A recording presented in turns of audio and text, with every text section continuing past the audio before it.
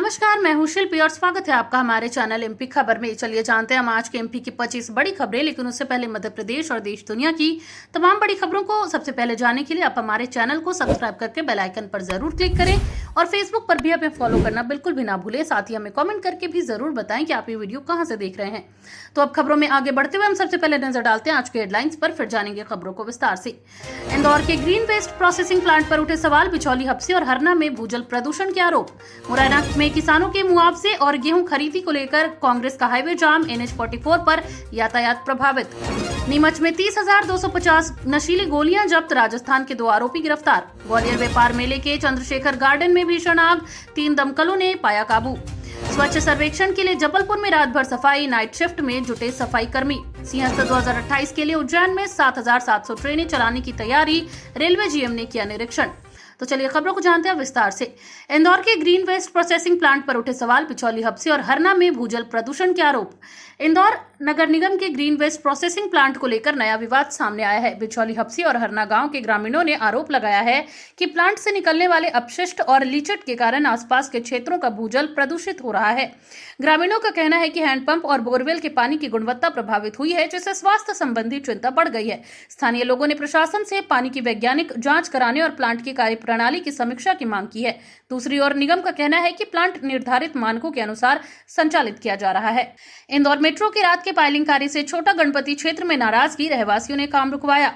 इंदौर के छोटा गणपति क्षेत्र में मेट्रो परियोजना के तहत रात में चल रहे पायलिंग कार्य का स्थानीय लोगों ने विरोध किया। रहवासियों का कहना है कि देर रात तक चलने वाली भारी मशीनों के कारण तेज शोर और कंपन से लोगों की नींद प्रभावित हो रही है। बच्चों, बुजुर्गों और मरीजों को सबसे ज्यादा परेशानी हो रही है। विरोध बढ़ने पर स्थानीय लोगों ने मौके पर पहुंचकर काम रुकवा दिया। निवासियों की मांग है कि घनी आबादी वाले क्षेत्र में रात के समय भारी निर्माण कार्य न किया जाए। मेट्रो अधिकारियों ने स्थिति पर चर्चा कर समाधान निकालने का आश्वासन दिया है। आयकर रिटर्न ही आय का पर्याप्त प्रमाण, इंदौर अदालत ने दिया 3 करोड़ से अधिक मुआवजा देने का आदेश।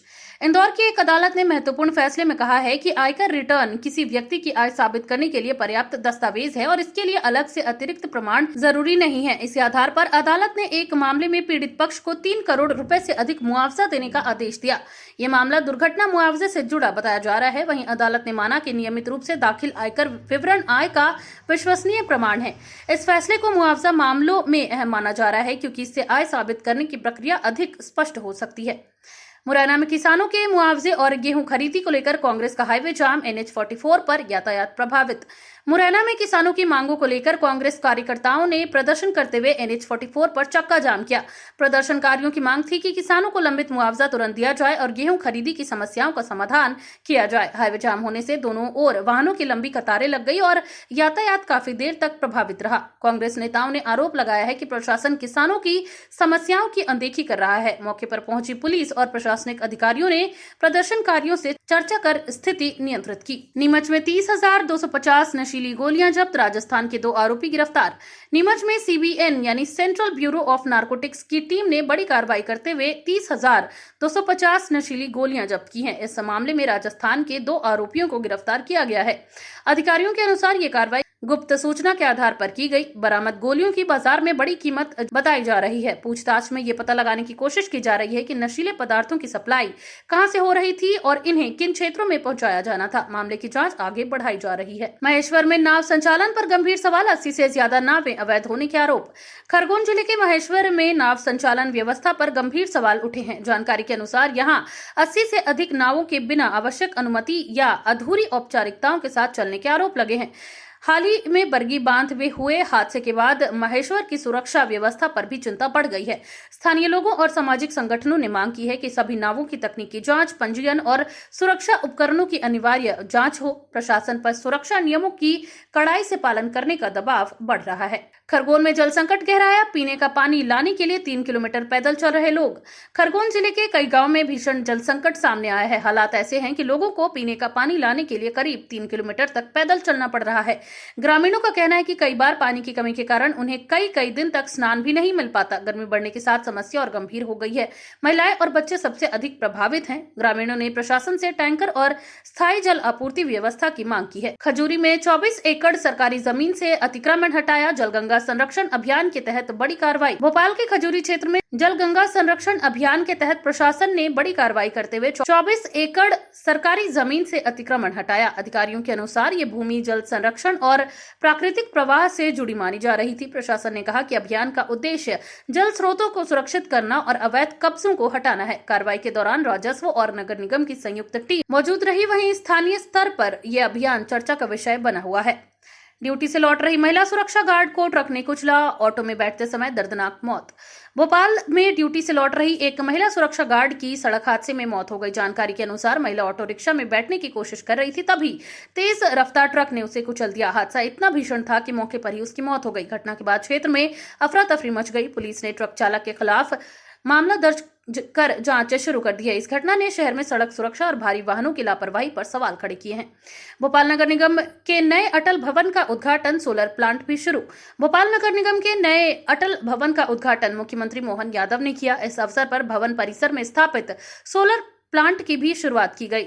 प्रशासन का कहना है कि नई इमारत आधुनिक सुविधाओं से लैस है और नगर निगम के कामकाज को अधिक व्यवस्थित बनाएगी। सोलर प्लांट से ऊर्जा बचत और पर्यावरण संरक्षण को बढ़ावा मिलने की उम्मीद है। कार्यक्रम में जनप्रतिनिधि और अधिकारी भी मौजूद रहे। ग्वालियर व्यापार मेले के चंद्रशेखर गार्डन में भीषण आग, 3 दमकलों ने पाया काबू। ग्वालियर व्यापार मेले के चंद्रशेखर गार्डन क्षेत्र में भीषण आग लग गई। आग की चपेट में वहां रखा सारा सामान जलकर खाक हो गया। सूचना मिलते ही दमकल की 3 गाड़ियां मौके पर पहुंची और काफी मशक्कत के बाद आग पर काबू पाया गया। शुरुआती जानकारी के अनुसार किसी के हताहत होने की सूचना नहीं मिली है। वहीं आग लगने के कारणों की जांच की जा रही है। घटना से मेले क्षेत्र में कुछ समय के लिए अफरा तफरी का माहौल बन गया। 15 मिनट के ब्लैकआउट से प्रदेश में 550 मेगावाट बिजली की मांग घटी।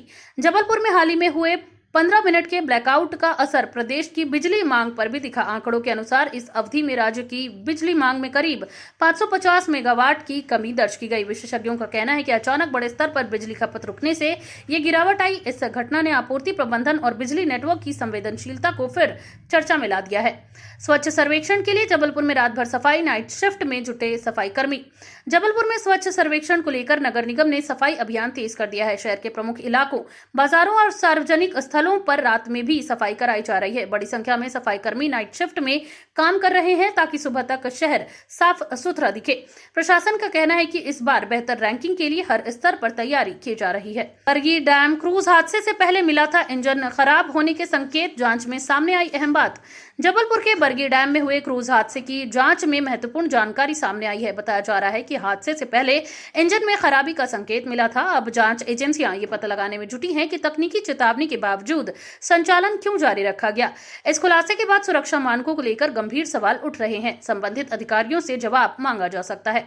सिंहस्थ 2028 के लिए उज्जैन में 7,700 ट्रेनें चलाने की तैयारी, रेलवे जीएम ने किया निरीक्षण। सिंहस्थ 2028 को देखते हुए, उसको ध्यान में रखते हुए उज्जैन में रेलवे ने तैयारियां तेज कर दी हैं। जानकारी के अनुसार मेले के दौरान करीब 7,700 ट्रेनों के संचालन की योजना बनाई जा रही है।